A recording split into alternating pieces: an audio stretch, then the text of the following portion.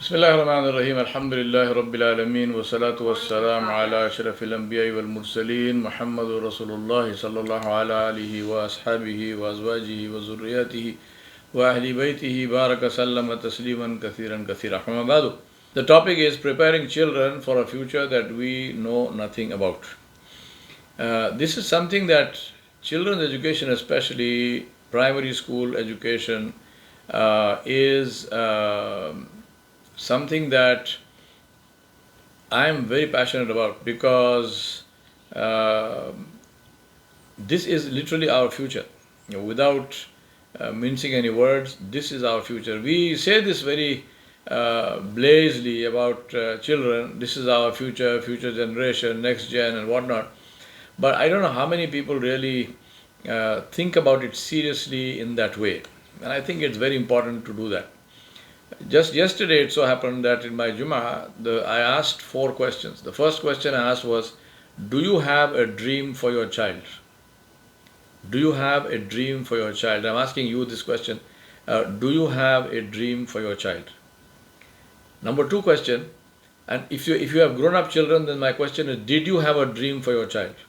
And if you did not have a dream, at least do yourself a favor and do your children a favor. Sit them down and ask them if they have a dream for their children, which is your grandchildren. So, do you have a dream for your child? Number 1. Second question I asked was, is that written down? Meaning, are you serious about that dream, or was it just a passing thought? So, is that dream written down somewhere? Number third question was, did you share that dream with your child? Because at the end of the day, the child and you must be in sync with that dream. Otherwise, you don't want the child to say, "Oh, that's a nice dream.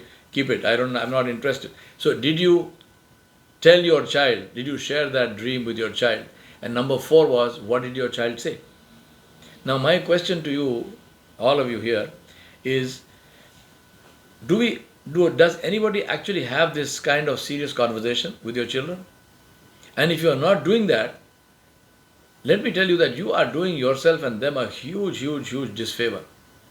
Because this is a serious conversation that you must sit your child down and have with them. This is your commitment as a parent. Believe me, parenting is a lot more than paying bills. Now, this is something that we have to somehow get into our thought process and get into our hearts and minds and commit the time and energy and the effort that it takes. It's amazing. This doesn't take money, right? Money is not even a consideration in this.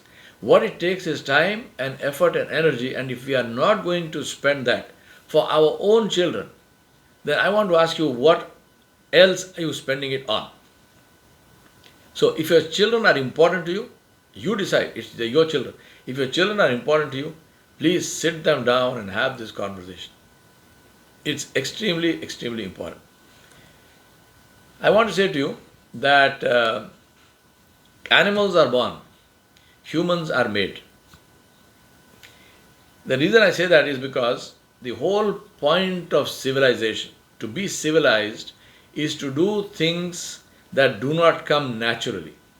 Or, to put it in another way, to not do things which come naturally, because that is the more civilized way of behaving. Take anger, for example. I can give you many examples, but let me just give you one. Take anger, for example. Anger is a natural emotion. Anger may be highly justified in a particular case. There may be something and somewhere where you really want to vent and you want to use all kinds of choice language and so on and so forth. But what do you train yourself to do? You train yourself not to do any of those things which come naturally, because that is not the civilized thing to do. Right? So, this is the making, the shaping, the molding of a human being. And that's why I say animals are born. Everyone, a human child is an animal, it's a mammal, it's a baby mammal. But when does he or she convert into a human being? And that's why somebody said everybody has 2 birthdays: the day they were born and the day they realize why. And the tragedy is that many people, the second birthday never comes. Our society today, I want to do a very quick thumbnail sketch Our society today is characterized by anxiety, by fear, by distrust, insecurity in the midst of wealth. Right? I was just scrolling through the list of people attending this, and I see several of my dear friends and elders who are also doctors and who are working. Many of them have major cases that they get are of mental illness, different forms of mental illness. And believe me, all of that is not related to COVID. This stuff is there within us. It is something that we have been suffering from. COVID only threw it up for some people. So we are a society which is characterized by anxiety, by fear, by distrust. We don't trust anybody. Can you imagine, this is the society, and wallahi, I have lived long enough to know a society where this didn't happen. This is a society where fake news, falsehood, lies, rumor mongering is an actual multi-billion-dollar industry. What does that mean? It means there are thousands upon thousands of people who go to work every day, who spend the whole day in creating lies and falsehood, knowing full well that this actually hurts people. Based on those lies, there are people being killed, there are people being maligned, and people being mistreated, and so on and so abused because of these lies. They spend their whole day doing that. They take a salary for that. They eat from that money and they feed their children that money. This is our culture. And we come from a background where our Nabi Muhammad sallallahu alaihi wasallam said, do not tell a lie even as a joke. And we are living in a society where lying and cheating is a career.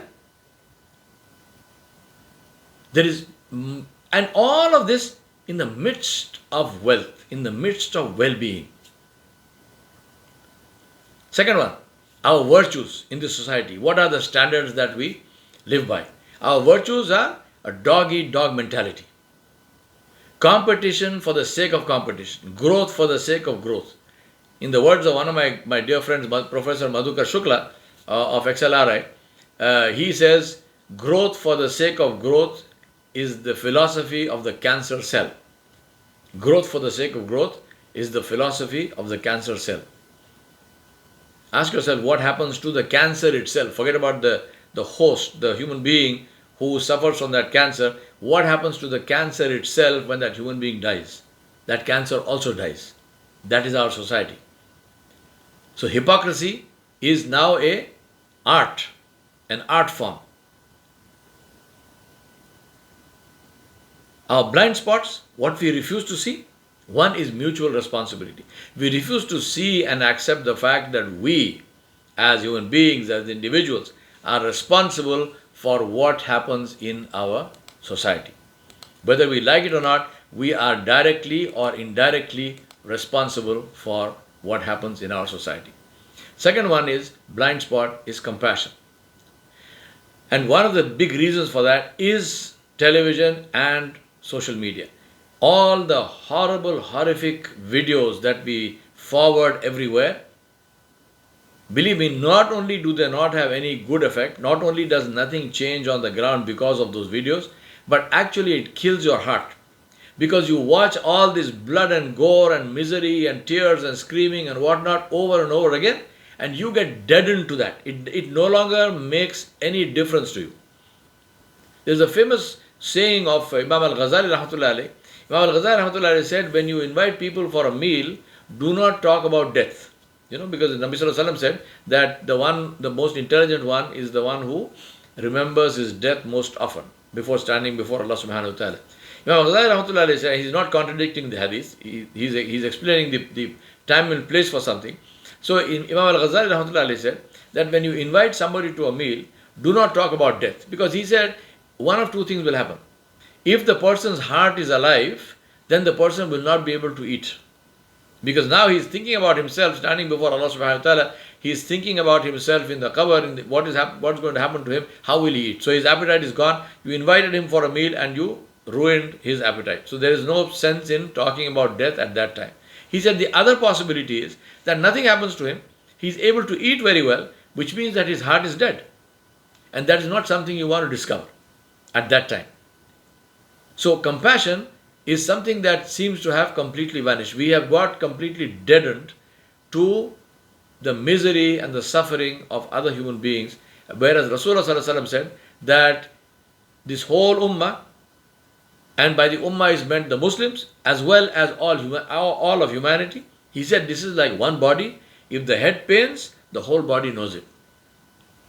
Now today the head can pain, nothing, the whole body is perfectly okay with the head paining.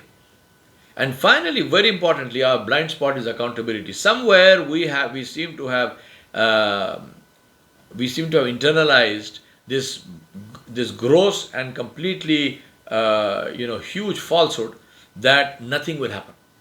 I can say what I want, I can do what I want, I can act in any way I want, but nothing will happen. Now there is nothing which is a bigger lie than this. But we seem to have internalized this. Muslims and others. That is our society. We as a society are very, very sick. In the words of Jiddu Krishnamurti, he said it is no measure of health to be well adjusted to a sick society. Now, why am I talking about this? Because schools is where this begins. Schooling is where it begins. And therefore, schooling is where this can be ended. And we'll see as we go forward how. Snapshot of today. 3 major issues. We have a surfeit of information. We have got enormous amount of information. But we do not have the tools to deal with it positively. Nobody teaches strategic thinking. Nobody teaches us how to dissent, to disagree without being disagreeable. Nobody teaches us to focus based on our life goals so that we can decide and we can differentiate between good information and useless information. There has to be some basis. This is not taught to us anywhere.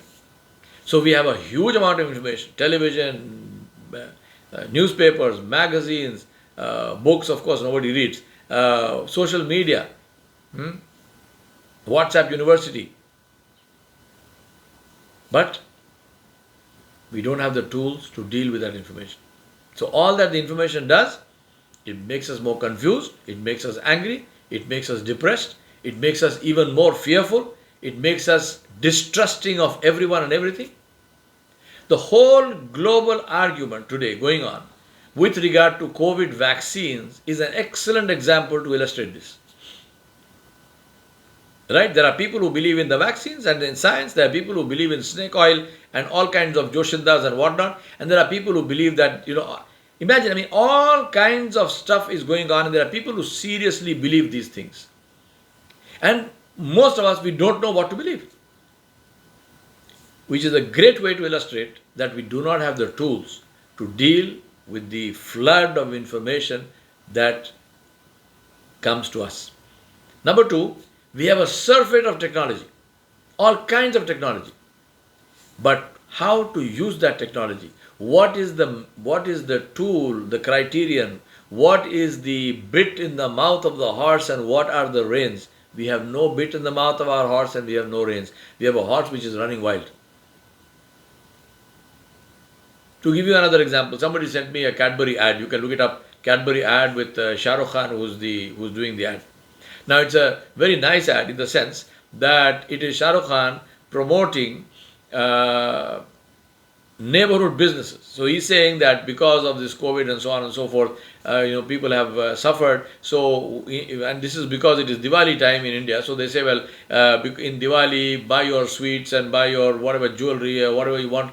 Buy them from local people, local shops, your neighborhood guy, whatever, down the street, and so on and so forth. The interesting thing was that this video, the way it is made, they have used artificial intelligence to take Shah Rukh Khan's face and have him and recreate that face and have that face saying the actual names of the shops that he is promoting.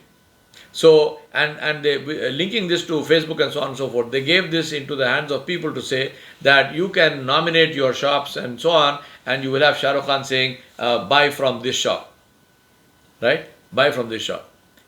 The fact of the matter is that that face is something which has been created artificially. That is not Shah Rukh Khan saying that. But the video you are seeing is Shah Rukh Khan saying it. Alright, so this is a nice video, and Cadbury is doing a great job, fantastic. My point is that technology is also useful and available for somebody who wants to use it for a nefarious purpose, for an evil purpose. That technology can put your face or my face, and we could be saying all kinds of things which we never said, which we never know about, but the people watching the video will say, no, I have got evidence. Here is this video of so and so saying these things. Now, who will stop that from happening? It's not the technology, it is the individual. And for the individual, therefore, individuals must be therefore trained before anything else in ethics and morals and values. Because ask yourself, what drives our decision making?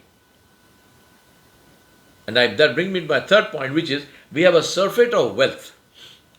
We have enormous wealth, but we have a complete lack of compassion. Today, as I speak, there is no material reason why even a single human being should go to bed hungry. There is no material reason why even a single child should be denied basic education. There is no material reason why a single sick person should be denied basic medical care. There is enough, we have enough wealth as I speak in this world, in the pockets and bank accounts of individuals to ensure that this does not happen, it need not happen. Yet, is that wealth being used for that? Or is it being used for something else? That's the question. So it's how we use technology that matters. It's not the technology itself. Technology is value neutral. What must be understood is what drives our decision making. हमारे हैदराबाद में एक कहावत है, सोने की छुरी रहे तो भोंक लेता, क्या बोलते हैं हम लोग? Meaning that if the knife is made of gold, will you stab yourself? So just because the technology is good, meaning powerful, meaning wide-ranging, it does not automatically mean that that technology will be used for good purposes. It is the individuals, the human beings concerned, who will decide how that technology is used. And therefore, we have to mold the human beings with the right set of values and ethics and morals to ensure that this technology is used for good and not for evil. Future generations, really, if you think about this, future generations, I sometimes think to myself, in the year 2300, so roughly 300 years from now, if there is an archaeological dig or something, they find our civilization, people will wonder how we knew so much and we had so much. Not only despite that, even though we had so much and we knew so much, not only could we not prevent our own destruction, but we actually accelerated it. Talk about global warming, talk about carbon, carbon content of things, talk about fossil fuels. We spent billions and billions of dollars on fossil fuel subsidies, which really should have been spent in education, in public health, and so on and so forth. Seriously, we do not have the excuse of ignorance and poverty. But we can say that we were stupid, if that's an excuse. Think about this. Who do we pay more? Teachers or entertainers? How do you define success? Morally or materially? Yesterday I did a seminar in our masjid here. Every alternate Friday I do a seminar. I'm teaching a whole series of seminars called 7 Keys to Success. And yesterday's seminar I asked a question. I asked them, Name for me three global leaders. Three global leaders, all Muslims who are sitting there in that seminar, right? So ask them, name for me three global leaders. Who do they name? Elon Musk, Bill Gates, Jeff Bezos.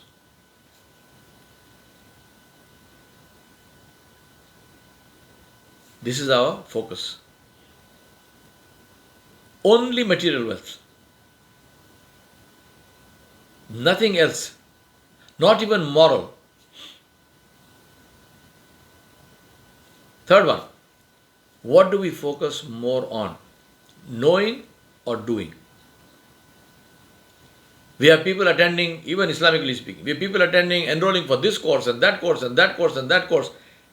Then you ask them, okay, you learned all of this stuff. Where is it applied in your life? I'm not saying they don't apply it, but obviously, if you are going to learn so many things, to apply all of them is almost impossible. Same story with everything else. We know a hell of a lot, very little application. And the fourth one is, who do we spend more on? Ourselves or others? Short term or long term? The reason I'm asking you these questions and the reason I want you to ask yourself this question is, you get what you pay for. Somebody told me a nice story. They said that, this guy says that my grandfather came to the US, and in those days they would come by ship from Europe and they would land at Ellis Island, which is in New York, where the Statue of Liberty is. So he said he got processed and so on and so forth. He got his US passport and he went and sat in the cafeteria. And he said he's sitting there, he's very hungry, he wants to eat, but he's sitting there and nothing happens. He says after a long time, another man with a tray full of food came and sat opposite him. And he greeted him and he said, what's up? The man said, I am so hungry. The man said, look, that thing over there is the buffet.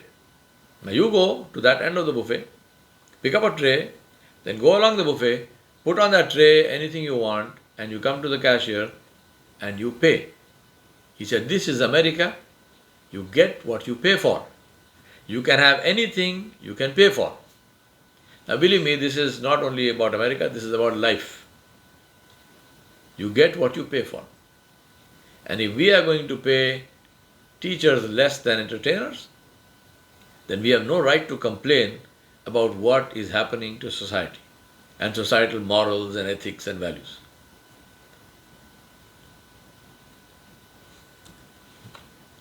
Ask yourself one question. We spend more by multiples, not just more in terms of absolute numbers. In multiples, we spend more on arms and ammunition, weapons of mass destruction, than on medical research. Even today with COVID, if you take the numbers, the amount of money that's being spent on research to end COVID is not even a fraction of the amount of money being spent on weapons of mass destruction. How to kill the maximum number of people in the shortest possible time. Number two, we know that porn corrupts, but we don't stop it. We talk about freedom of expression. Number three, we know that cigarettes kill. And even more than that, gutka and all of the tobacco stuff. But we don't ban it. Because they pay taxes. We know that alcohol is a drug. And it's a drug which is the worst of all drugs because there is no cure for alcoholics. Alcoholics Anonymous themselves say that an alcoholic, once you have become an alcoholic, once your body has got used to that, it cannot be cured. They say the only thing you can do is stay away from it. But even if you have stayed away from it for 20 years, if you get one drink, one shot of whiskey will put you back in the same place. Alcohol actually destroys brain cells. Yet, we do not ban alcohol. And then we are very surprised at the society, and some people even have the temerity to say, why doesn't God do something? Why doesn't God do something? What do you want God to do? God will do something when you meet Him on the day of judgment. Here God did something, which is He created you. Ask yourself, why don't I do something? What should I do? And all this is happening, why? Because we have only a one-point single-minded focus, and that is making money. As long as we make money, we don't care how we make this money. The same story for individuals, the same story for governments. Otherwise, ask yourself, how is it that we have Muslim countries? We have countries who talk about being the standard bearers of Islam, and they allow and promote interest-based banking in those countries. How does it work? Hypocrisy and nifaq is the biggest curse, the biggest disease, and that is what we have to get out of. Ask how. How can we get contentment when our progress is based on discontent? Competition. What's competition? Discontent. Keeping up with the Joneses. What is the car that one has? What is the car this one has? How can we have contentment? How can we get peace when our progress is based on greed? Not need, greed.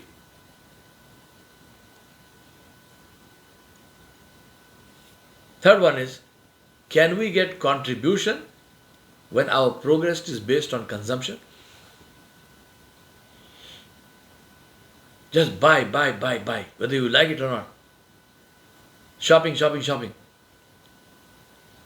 In America, go to anybody's house, right? I'm making a blanket statement, and those to whom this statement doesn't apply, all power to you. But most people, the majority of them, go to their house, go into their garage, and if you, with that person who owns the house and the garage, if you go with him through whatever is in the garage, you will find that person will be surprised to discover some of the things in his own garage. And that's not because somebody else put them there. It's because they themselves, they bought the stuff, they put it there, never used it, it is lying there, they don't even know they have it. Because when you have dissatisfaction as the motivator, depression is the result. And that's what we are suffering from as a society. And that's why I say, invest in assets, not toys. Assets add value, not cost.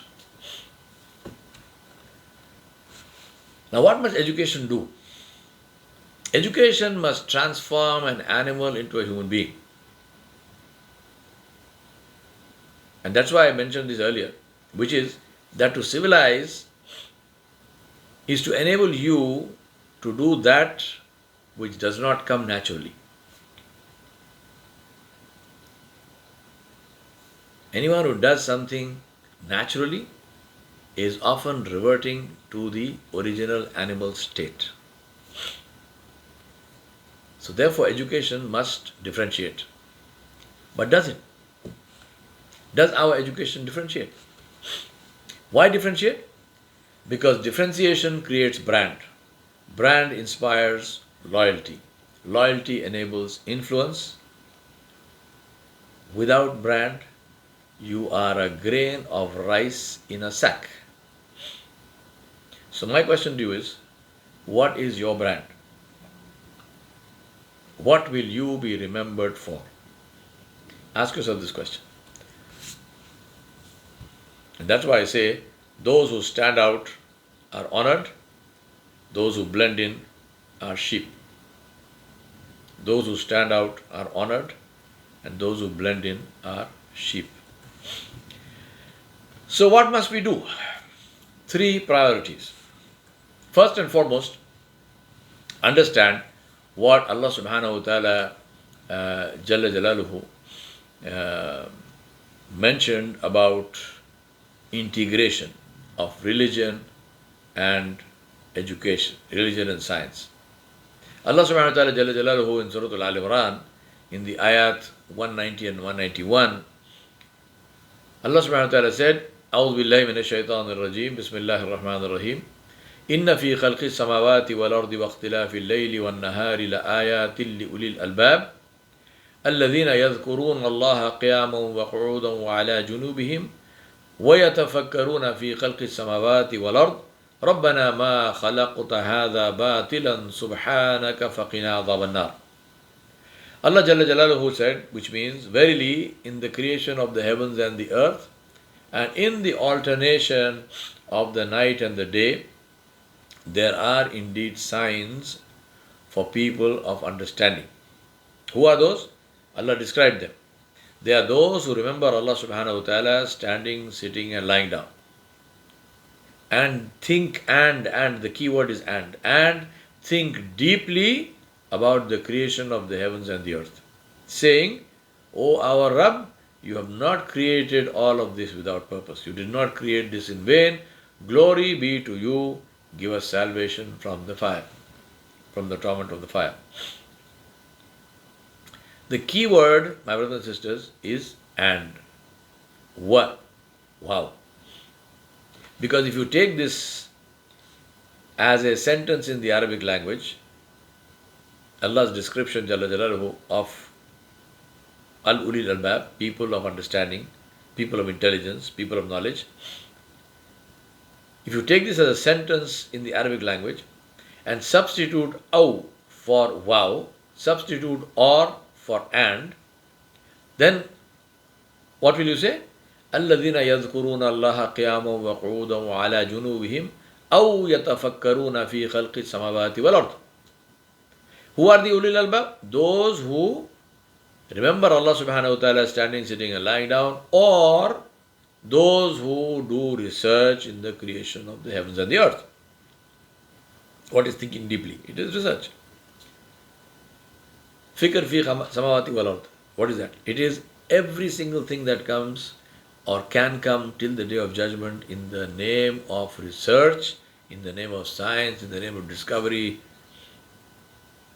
everything. So if this sentence is said like the way I said it, grammatically speaking, in the Arabic language, this sentence is correct. But it is not the ayat of the Quran. Allah subhanahu wa ta'ala taught us two things in this ayat, two very, very important things. Firstly, Allah subhanahu wa ta'ala taught us the relationship between theology, knowledge of Allah subhanahu wa ta'ala. I'm not talking about information about Allah, I'm talking knowledge about Allah. Your internalized knowledge. You know Allah, you don't know about Allah, you know Allah. After knowing about Allah, you know Allah, Jalla Jalaluhu. So Allah subhanahu wa ta'ala showed us the relationship between this and His creation. And Allah subhanahu wa ta'ala told us that the intelligent people, people of understanding, are those who know both, who focus on both, who study both, who know the relationship between the two. They do not deny one for the other. Dhikr wa fikr. Not dhikr aw fikr. No. Dhikr and fikr. Not dhikr or fikr. Number one. Number two. Allah subhanahu wa ta'ala told us the sequence of these two. For example, again, going back to the language example I gave you. If I were to write a sentence, الذين يتفكرون في خلق السماوات والأرض ويذكرون الله قياما وقعودا وعلى جنوبهم أو يتفكرون في خلق يذكرون الله قياما وقعودا وعلى جنوبهم, meaning that those who do the fikr في خلق السماوات والأرض first and dhikr of Allah subhanahu wa ta'ala, remembering Allah subhanahu wa ta'ala. If I reverse this sequence, once again, this would be grammatically correct, but it is not the ayat of the Quran. In this ayah, Allah subhanahu wa ta'ala showed us what to do, and Allah subhanahu wa ta'ala showed us the sequence of that, which comes before which. Now there is huge hikmat in this. There is huge wisdom in this. And the wisdom is that if you want to see the reality of something, you have to use the right kind of glasses.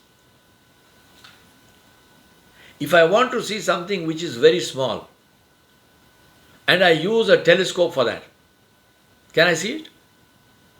If I use a pair of binoculars for that, can I look at it? Something very small, an amoeba, a virus, a bacteria. I might say I have the best telescope in the world. You cannot see it. Because that's not the right lens to see the reality of that thing. You need a microscope. You might need an electron microscope depending on how small that thing is. Similarly, if I want to look at celestial objects and I have this fabulous microscope and I take my microscope, turn it upside down and I turn it upwards and I look at, or try to look at the stars. And I say, no, something is wrong. My microscope is fantastic. Yes, something is wrong here in your head, not the microscope. Because you're using the wrong lens to see that thing. If you want to see the reality of the creation of Allah subhanahu wa ta'ala Jalla Jalaluhu, you have to look at it through the lens of taqwa, through the lens of khashyatullah, through the lens of ta'alluq ma'allah. Without that, the reality, the actual fact of the creation will not be visible to you, no matter how much you think you know it. This is what Allah is saying, Jalla Jalaluhu. First get the lens. First get the right lens. Then look. If you look at it without the lens or with something else, a wrong lens, you're not going to see it. This is the fundamental basis of education, of Islamic education. Today we have at best dhikrullah bolted on to a schooling system, to a teaching system. It's not intrinsic to it. It's not developed through it. We have it bolted on. That doesn't work. That does not work. We have centuries of experience to show it does not work. And you know what it proves? It proves that history has lessons, but we never learn. History shows that we don't learn from history. Seriously, I think the time is long past, but we should break out of this horrible way of what we like to call education. So the fundamental thing first and foremost is to teach values, because values cannot be legislated. You cannot drive values into your child with a hammer. They must be inculcated, because children listen with their eyes. They don't care what you say until they see what you do. Right? They don't care what you say until they see what you do. Now, so what must we do? We must focus our education on three things. Number one, knowledge. Tools to acquire and understand and process information. Let me remind you that the way the world has changed, today we have reached a stage where if we only take data, if we only take experience, what happened to me, then if I say to my son or my grandson, or my daughter or my granddaughter, if I say to them, in my day, this is how things used to be, if they are polite, they won't reply to me, but if they are not polite, they might even ask me, so what? Because your day was different. Yes, you used to walk 5 miles and swim across a river to go to school, and I have to just click on my computer and my school is here in front of me on my screen. So what is the relationship? What are you trying to teach me? I am not saying that your and my life is now to be trashed. I am saying that we have to now go a step ahead and extract teachable lessons which make sense in their modern context today. Just talking about in my day is completely worth. At best, if you are a great storyteller, which most people are not, At best, it's a nice story. At worst, it's a waste of time. So, focus, we can teach them tools. We can teach them how to deal with the information that they have. We can teach them how to deal with their world and what they are experiencing. So we need to teach them tools to acquire and understand and process information. Number two is we need to teach them skills. Give them a skill to be able to, a marketable skill, to be able to produce a product or a service which is saleable. Entrepreneurship is the way to go forward. The world going forward is going to be, and right now it is a world of entrepreneurship. And that world is something that will not come from the kind of education model that we have, which is looking backwards, past oriented. People like to talk about Elon Musk.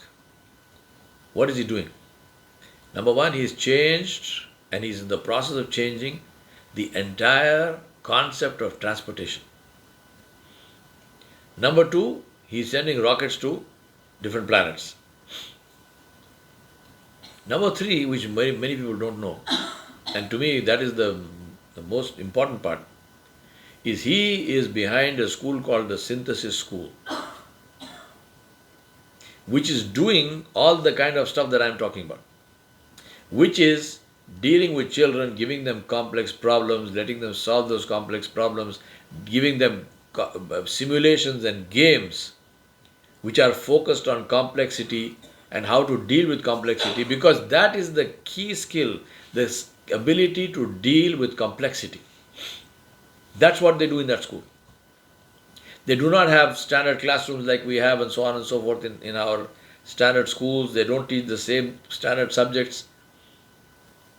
They teach in what I have been talking about as the integrated teaching model of teaching through projects. What they don't have there is the plug-in or the basic fundamental platform of ta'alluq ma Allah.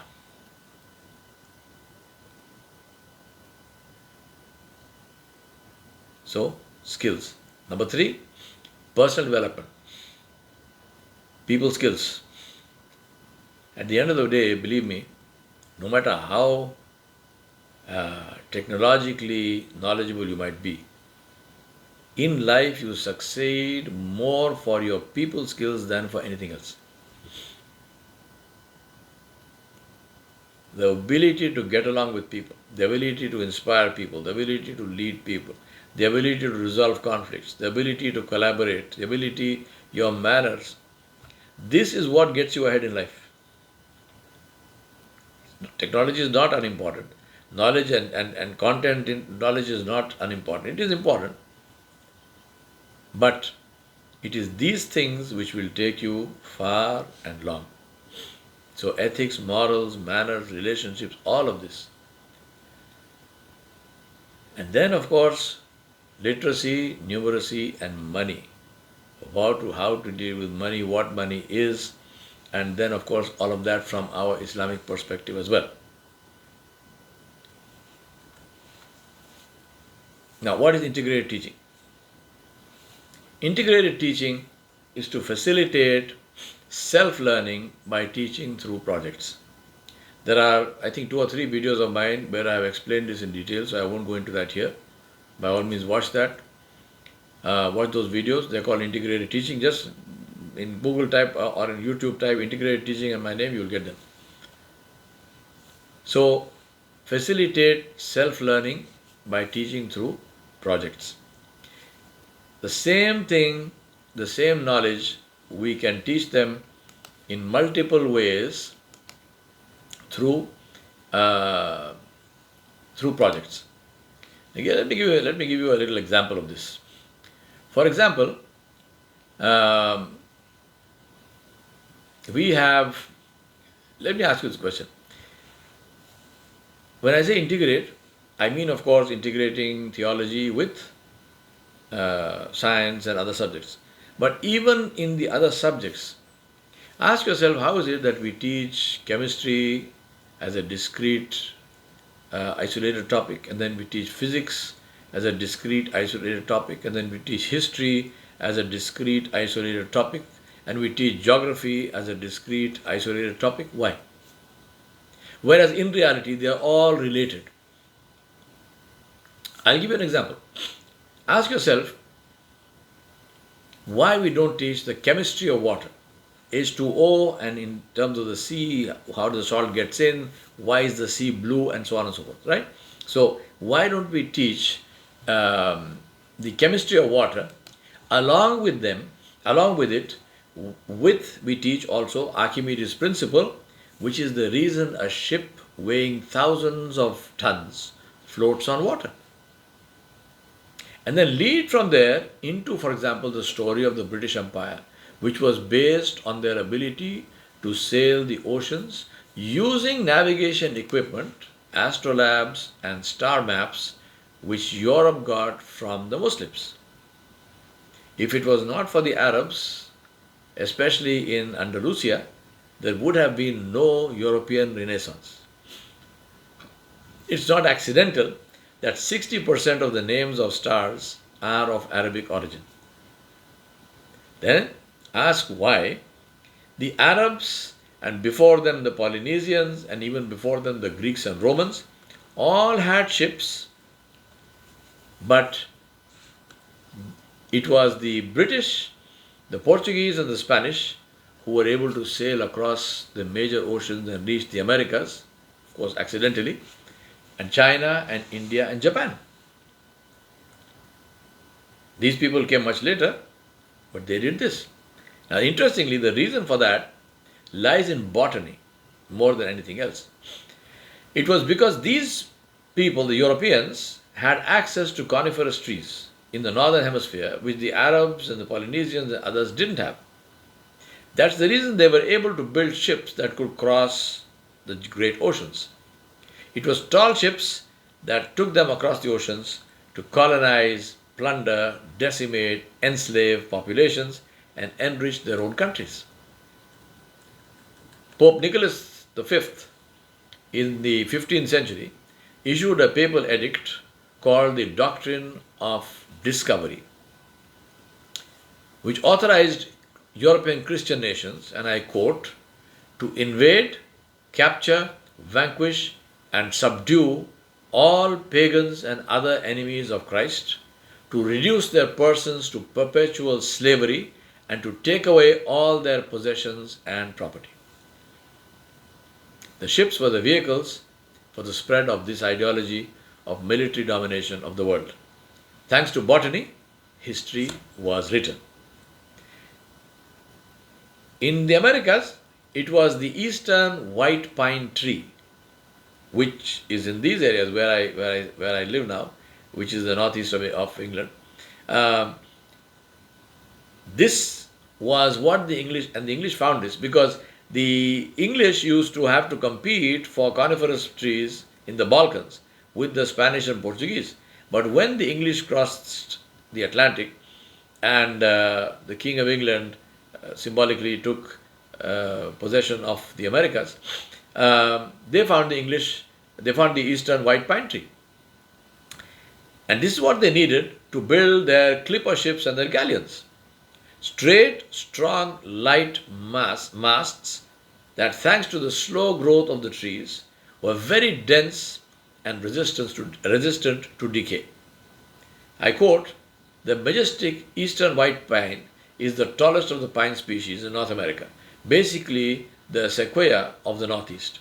Trees are 150 to 240 feet tall, and trunks free of branches to heights of 80 feet or more were plentiful when the New World, so-called, was being colonized by the British, by the English and other Europeans."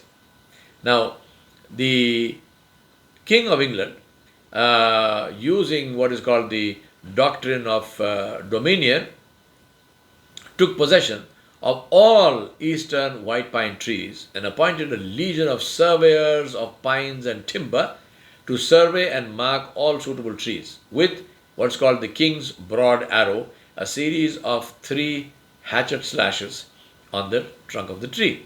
Violation by the colonists of this rule was fined, they would be fined 100 British pounds, and we are talking about the 1700s, and that's like $1 million today, Allah knows best, right? Not $1 million, but it's a huge amount of money. 100 pounds in the 1700s for anyone who cut a eastern pine tree, which symbolically belonged to the King of England. Only the Royal Navy had the power to use those trees.